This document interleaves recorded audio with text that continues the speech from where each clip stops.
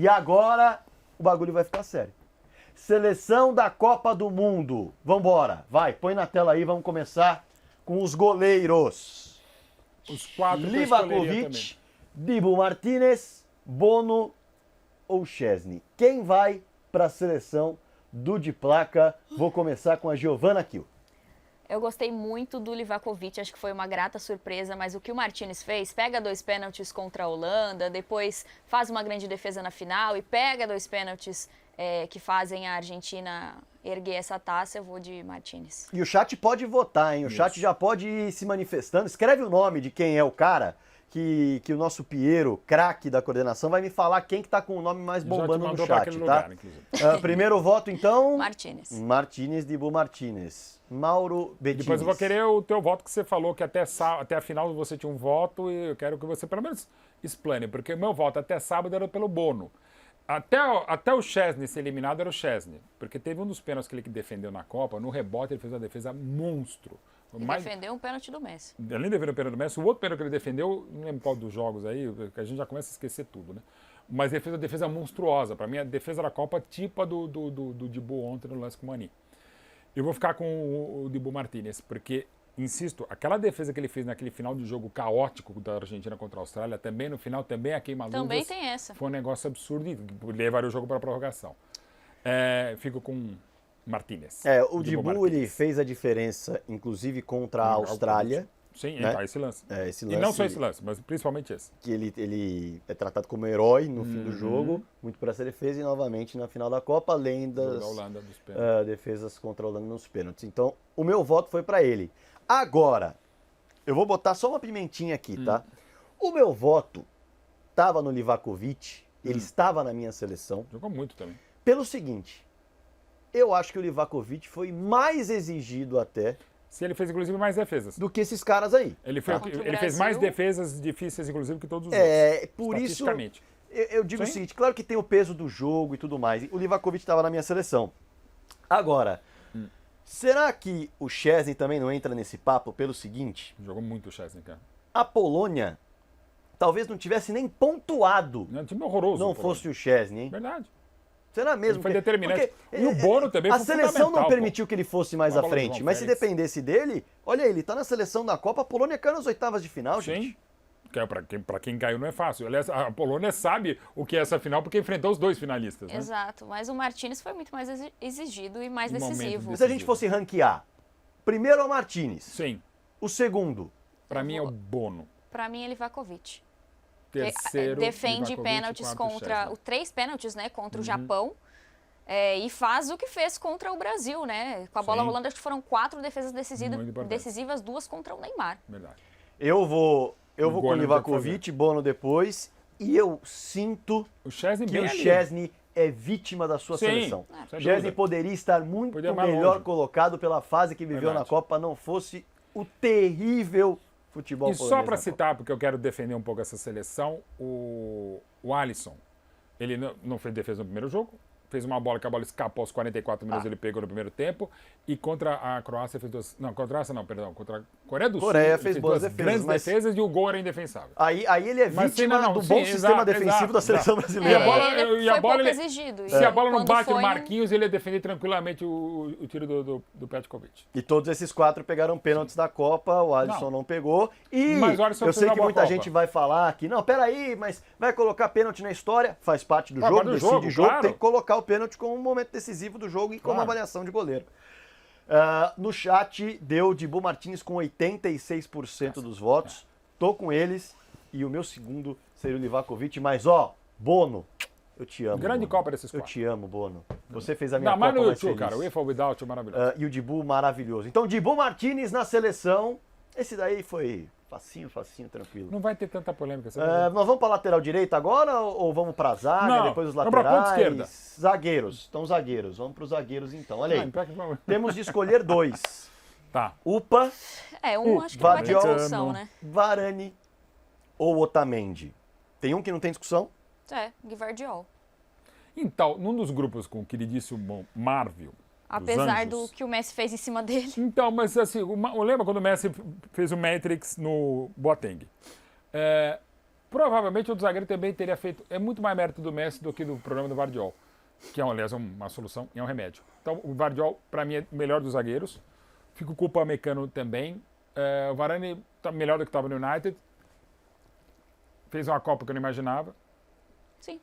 E quero citar os brasileiros, o Thiago Silva já falou uma baita Copa também. E aí ele entra no balaio de foi vítima da sua seleção. Exatamente, o Thiago Silva com certeza. Ó, a galera tá votando aí também, tá? Votem, os 2 mais votados vão entrar nessa seleção nossa também. Enquanto a gente tá fazendo no estúdio, você pode votar, não só votar, como deixar o seu like também, tá? Olha que arte bonita que tá na tela. Dá uma moral pra galera que chegou aqui 6h30 da manhã pra fazer a arte.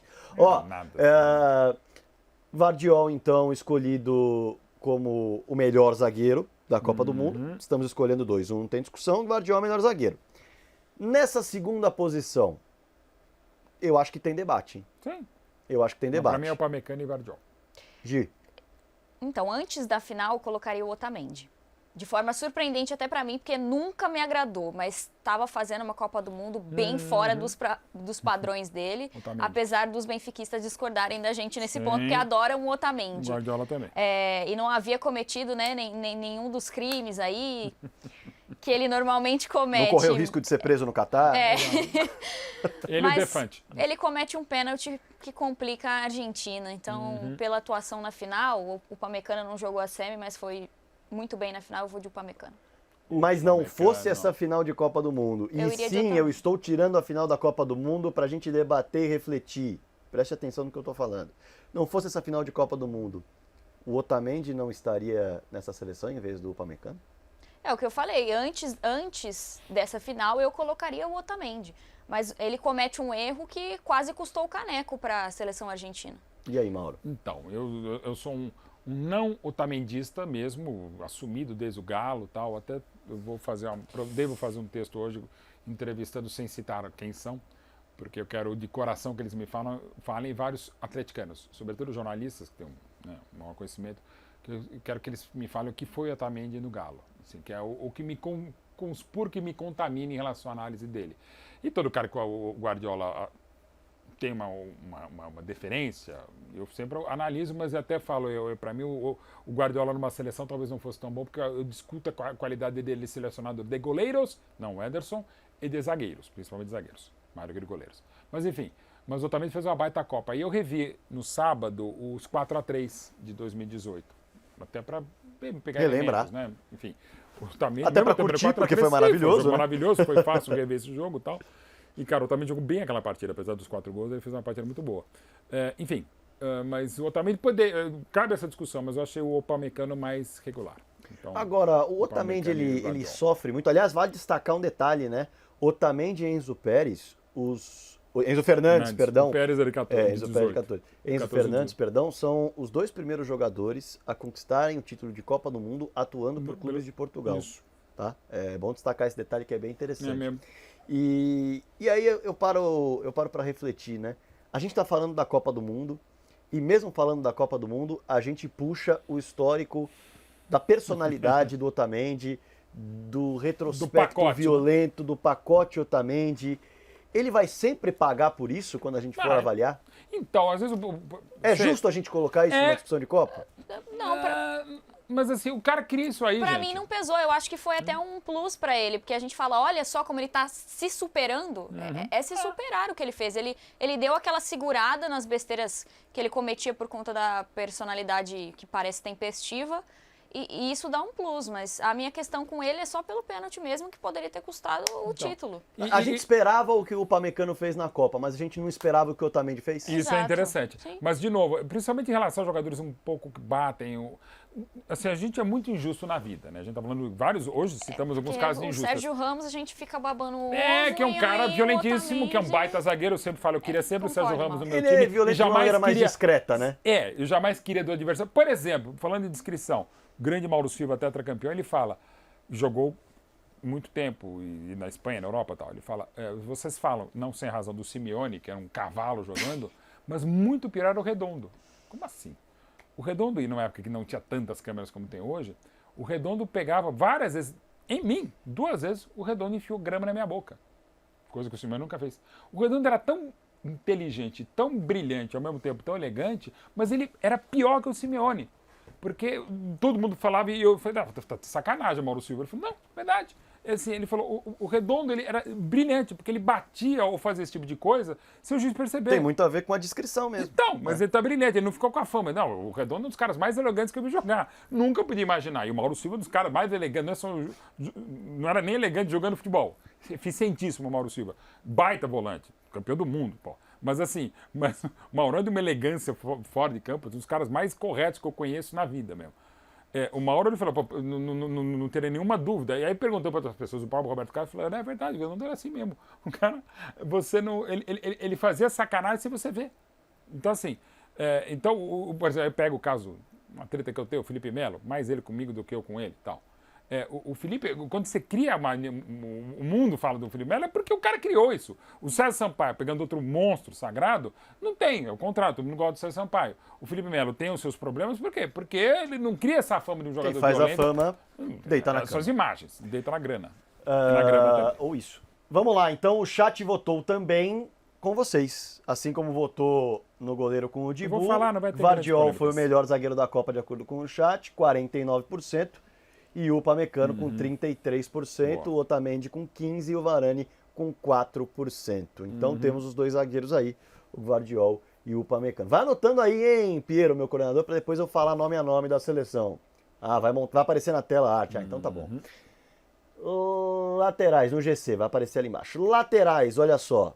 Produção Hakimi, é boa, cara. Juranovic, Theo Hernandes e Blind. Bom, 2 laterais direitos, né? 2 laterais esquerdos na conta. Vou começar com você essa, Mauro. Vote primeiro no lateral direito. Fácil, embora tenha feito uma ótima Copa o Juranovic, que eu já gostava, mas eu adoro o Hakimi. O Hakimi, inclusive, encontrou um balanço defensivo também muito bom. Hakimi, uma das grandes imagens da Copa é ele levando o beijo da mãe dele, entre tantas imagens legais de Marrocos. E viu, família não é problema, gente, nunca vai ser. Família é solução, tá? Viu o número de familiares da Argentina no gramado? Da França, talvez menos. O Marrocos também, as festas, as danças com as mães. Ter família do lado é sempre fundamental. Então vamos de Hakimi na lateral direita e fácil, Theo Hernandes. E eu fico pensando no pai dele, que jogou bola e estava na Espanha, por isso que os dois nasceram na Espanha. 2 pontos. O Theo e o Lucas. Perdão, né? Mauro. Perdão. Não, o Lucas, que foi titular em campeão do mundo, e o Theo. Quem é o melhor? Eu acho o Lucas mais completo. O Theo fez uma baita Copa, tanto é que está na minha seleção. E o Blind também, que é filho da arte, né? Pai o pai dele foi, inclusive, o melhor jogador com o Van Gaal naquele grande Ajax em 95. Cara, eu fico imaginando, porque às vezes você tem irmãos gêmeos, tem vários irmãos que já jogaram na mesma seleção e tal. Mas no caso, na mesma posição, velho, é o pai do Alisson e do Muriel. Embora o Alisson seja muito melhor que o Muriel, aí até fica mais fácil. O Lucas e o Theo são mais ou menos do mesmo nível. Então eu fico imaginando o pai como é que fica essa coisa. É bem curioso. Hakimi e Theo. Hakimi e Theo e Giovana aqui, ó, a galera pode votar, hein? Lembrando que a galera pode votar e deixar o like também. Deixa o like e vota. Faz esse sistema aí, tá? Faz esse esquema. Ou vota e deixa o like depois, ou deixa o like e volta depois. Giovana, aí a gente olha um pouco para essa tela, né? E para pensar no seguinte. A gente colocou 4 laterais aí, e a gente ainda teve que forçar um pouquinho na lateral esquerda, colocando o Blind na jogada, um jogador que caiu nas quartas de final, que a gente não tem se utilizado muito, e que se destacou de fato em uma partida, a gente pode dizer assim, né? E com detalhe, e quando a Holanda foi buscar o empate, ele já tinha sido sacado. Olha só, então assim, tem esses detalhes, né? Será que é de fato a posição de lateral, ela tá cada vez se perdendo mais e cada vez mais os jogadores estão adotando outras funções pelo lado do campo, ou são meias ou são zagueiros, e por isso a gente, ou pontas, né? E por isso a gente olha pouco e se admira com laterais. É uma escassez nessa posição mesmo, ou foi uma questão mais circunstancial dessa Copa? Giovanni, aproveita e já dá os seus 2 votos também para lateral direita e esquerda. Eu acho que a questão é porque a gente teve 2 se destacando muito, né? Que foi o Hakimi e o Theo Hernandes. O Hakimi é importante ressaltar que, pelo menos na minha visão, ele é mais ala do que lateral, e isso até dificultou que ele fosse melhor aproveitado no Real Madrid. E aí ele chega nessa seleção marroquina vindo de um esquema de 3 zagueiros no PSG, no qual ele tem muito mais liberdade para chegar e atacar, que é o que ele faz muito bem, inclusive, contribuindo com gols.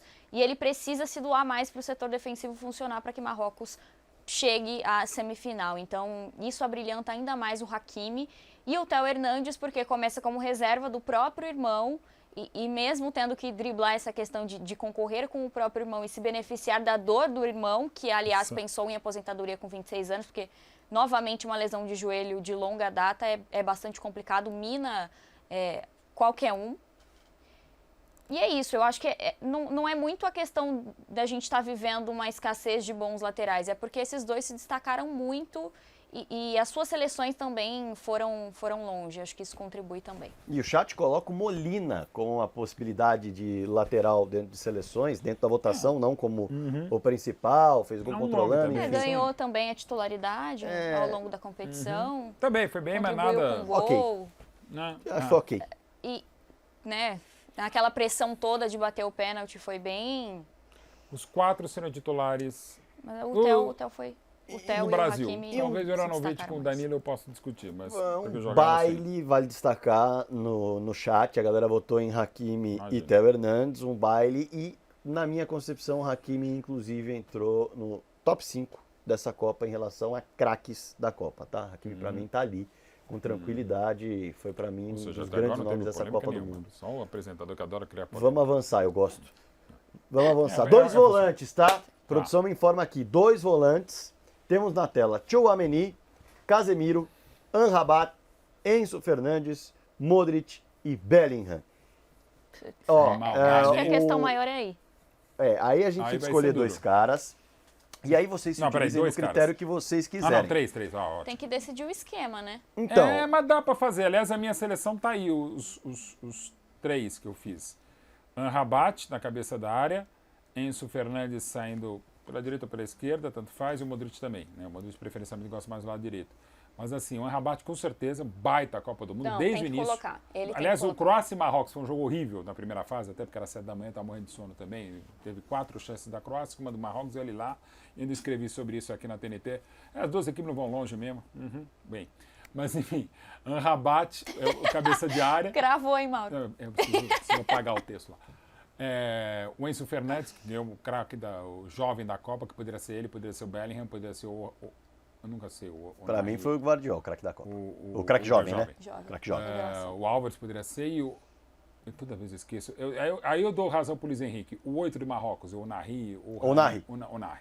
Pô, esse é um monstro, joga no Angers, vai já para outro lugar. Tem uma história curiosa, já que você citou... Eu vou de Modric, só para citar. Amrabat, Enzo Fernandes e Modric. Para citar o Onari, uma história legal, enquanto a Giovana aqui o pensa, eu estava escutando, inclusive, o scout, chefe de scout do Leeds United, num podcast argentino-espanhol, agora não lembro, e ele conta a história de que ele foi questionado há 2 semanas. Como é que você não viu esse cara? Como é que você não viu o Onari? E aí ele vira e fala, não é que eu não vi, vamos assistir juntos os 20 jogos que ele fez na temporada, vamos ver se você vai se encantar na temporada regular com ele. Cara, isso é legal. E a Copa do Mundo é algo que ele mesmo cita, né? Ele é chefe de scout do Leeds United e ele fala, nenhum scout dos times das 5 grandes ligas deve levar em conta absolutamente nada do que acontece na Copa do Mundo. Porque vários estudos mostram que é um contexto completamente diferente. O Brian Ruiz, que o Santos contratou 4 anos depois da grande Copa. Sim, então assim... Salenco.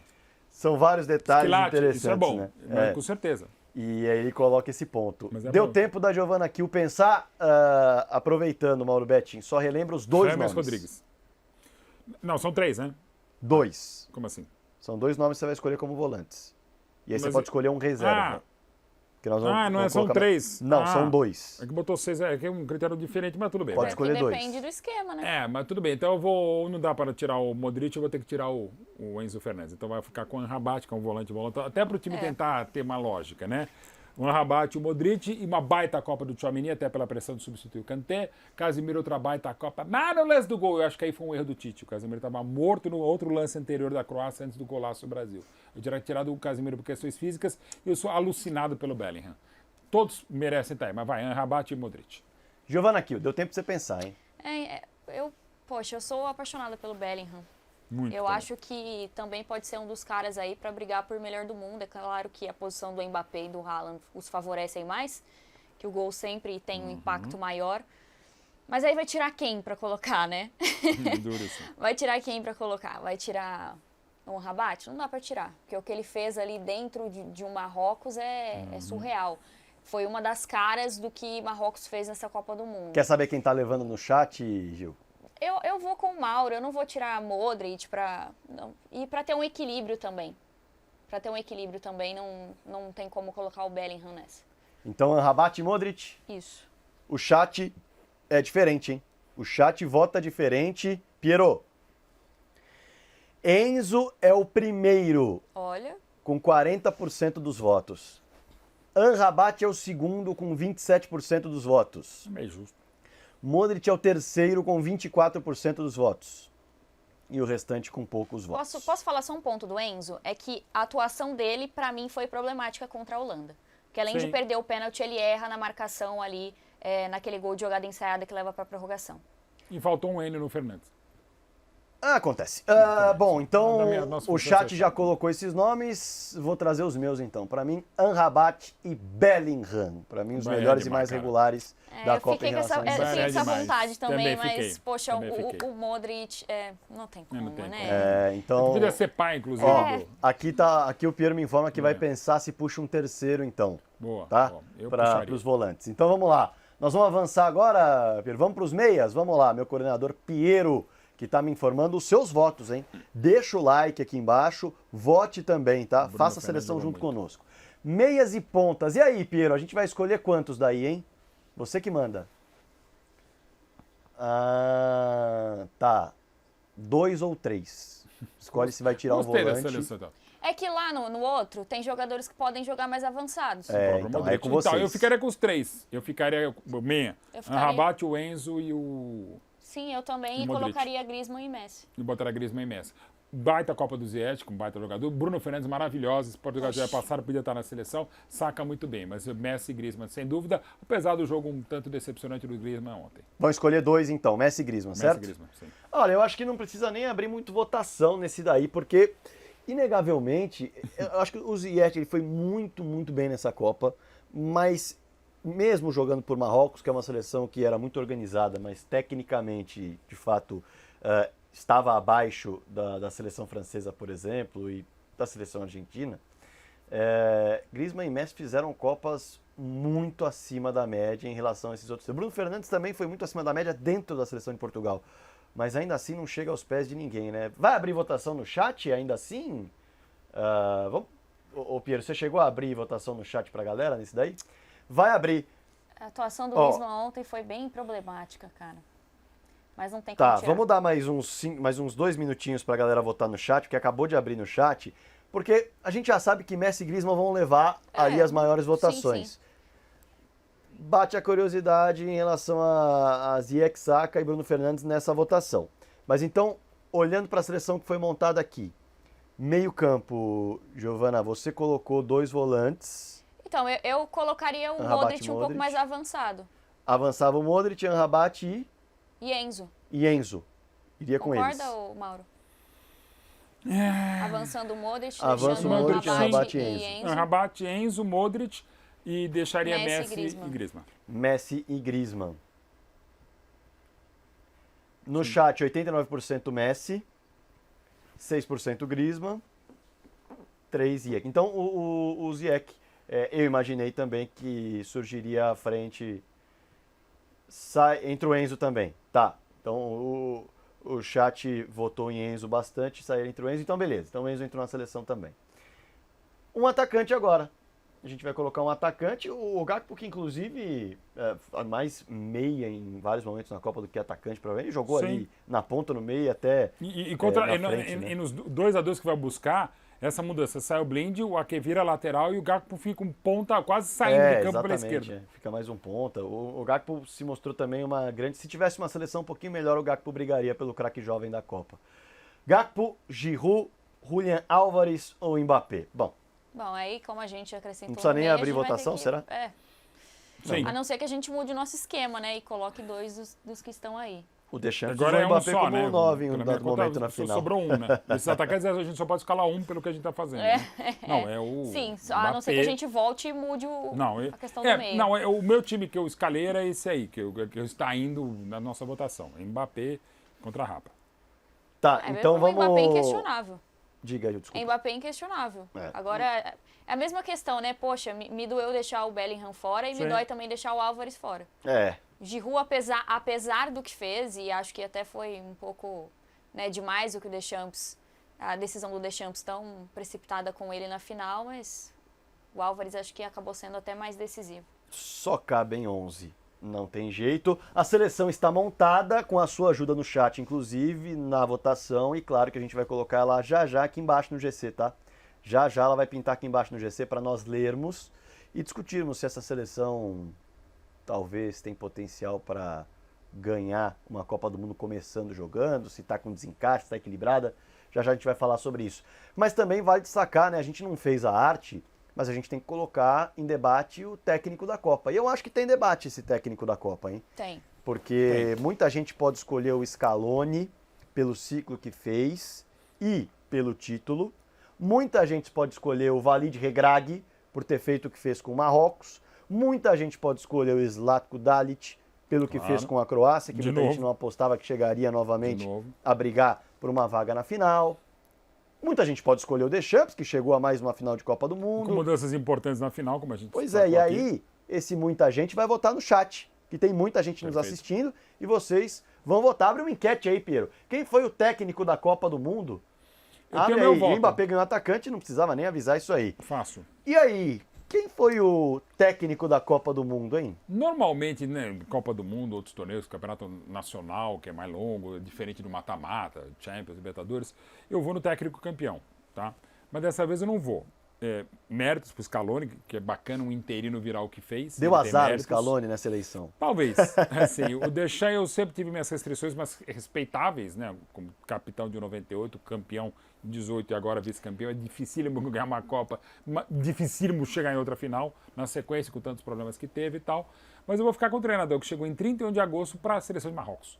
Pegou um grupo que estava rachado pelo antigo treinador, o Ziyech não era convocado, o Hakimi não era convocado, mudou a característica do jogo e fez o que fez, se não tanto contra a Espanha, mas muito contra Portugal e mesmo contra a Croácia na disputa do terceiro lugar. E se classificou num grupo dificílimo, porque tinha a Bélgica, tinha a Croácia, o Canadá, que é uma equipe melhor do que se imaginava, enfim. Então eu vou ficar com o Regragui. Para mim, eu diria até facilmente o treinador da Copa. Ah, legal. O Mauro cada vez mais se aproximando da ideia de Ricardinho, da troca de treinadores. Joana que fala isso aqui, até porque eu estou discutindo aqui sobre, rapidinho, um texto que eu fiz, um dos textos que eu fiz, a Legião Estrangeira Francesa é campeã.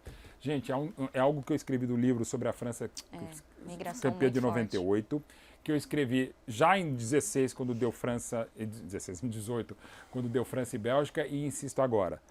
21 dos 26 jogadores da França, 21 dos jogadores da França, ou nasceram, ou têm pais, ou avós que não são da França. São da África, do Caribe, da Ásia e de outros países da Europa. Então, quando eu uso o termo Legião Estrangeira da França, primeiro porque tem a Legião Estrangeira ligada à França, e está aqui falando um cara que é bisneto de italiano e bisneto de alemão, e tem o passaporte italiano. Minha avó chama Itália Roma, se houver alguma dúvida. Eu estou falando exatamente disso, e o texto é explícito, que eu falo do Le Pen, filha da puta, pai, e a filha também. Para deixar muito clara a minha conotação. Então é o seguinte, a França, desde o pai do Marc Thuram, o Lilian Thuram, que tem um trabalho maravilhoso, é o trabalho mais bem feito, mais forte contra o racismo, contra a xenofobia, contra qualquer tipo de preconceito. Então o meu texto é exatamente para enaltecer a riqueza étnica da França, que também está fazendo o que o Brasil fazia desde 37, como já escrevia Gilberto Freire falando que o Brasil em 38 é um país que é mulato, é um país que é europeu, é um país que é tudo. E a França no futebol é cada vez mais isso. E outras seleções também, o futebol é mais nivelado porque a França pode escalar de tudo. Dos 26, 5 são só franceses, digamos assim, né, se é que dá para dizer isso. Mas o próprio Griezmann, ele é médio português, médio italiano. Ele é médio português, médio é alemão, Griezmann. O Giroud, que é médio italiano, vai ver que por isso que tem aquela napa italiana gigantesca. E outras coisas. Então não é só da Europa, é da Itália. Então para dizer isso, o texto não é que são todos franceses, claro que são. Como o Hakimi podia ser espanhol, escolheu pela ascendência, por se sentir muito mais árabe do que espanhol, ele que nasceu na Espanha. Então é nesse sentido, jamais, pelo contrário, está aqui falando um cara que é filho de imigrantes, que me acho brasileiro, mas também me acho italiano e me acho alemão, pela minha ascendência. Então é isso, porque uma pessoa muito brilhante pegou o texto e parece que não leu com, não vou falar com o que eu acho que ele leu com o fígado para não falar outra coisa, né? Para não ir ao banheiro. Mas enfim, para vocês entenderem que o texto é exatamente o contrário do que algumas pessoas estão colocando no Twitter. Um abraço. Só para acrescentar, a semifinal, inclusive, entre França e Marrocos foi interessantíssima desse ponto de vista, porque a França foi o país que mais colocou jogadores nessa Copa do Mundo. Foram mais de 50 jogadores nessa Copa do Mundo, espalhados em 7 seleções, não só na França.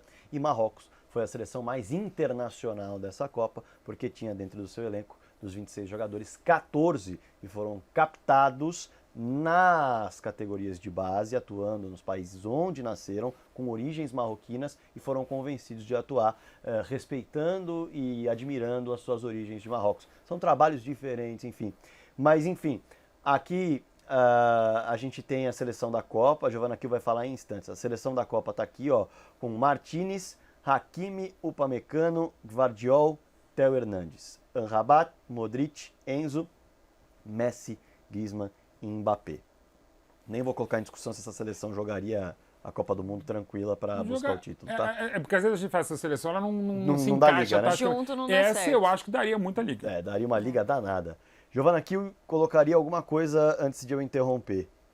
Não, só para falar sobre a minha visão dos técnicos, eu acho bem bacana o que Marrocos fez, né, em conjunto, não só pelo técnico ter chegado há pouco tempo e conseguido esse feito inédito, mas assim, eu acho que o que o Scaloni propôs, dele chega com uma seleção tão vitoriosa, né, buscando o recorde de invencibilidade, aí perde para a Arábia Saudita como perdeu e já muda totalmente o time, entra com 5 alterações no segundo jogo, não repete nenhuma escalação, além da escalação muda estilo de jogo, muda estratégia. Eu acho que ele foi extremamente corajoso e ele flertou muito com o abismo, então por isso eu vou de Scaloni.